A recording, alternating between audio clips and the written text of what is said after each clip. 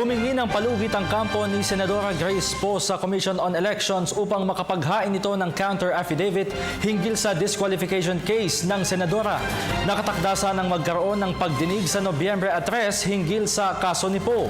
Sa isang panayam, sinabi ng abogado ni Poe na si Attorney George Garcia na humingi sila ng palugit na 30 araw sa Law Department ng COMELEC, ngunit binigyan lamang sila nito ng 10 araw o hanggang Nobyembre 13. Sa kabilang banda, hindi naman hihingi ng extension ang kampo ni Poe sa Senate Electoral Tribunal hinggil sa pagsusumite results ng senadora na isinagawa upang patunayang isang natural-born citizen si Poe.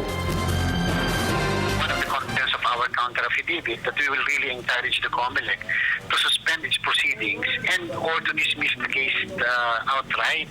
Kasi remember po, yung nasa Senate Electoral Tribunal is a case of similar nature.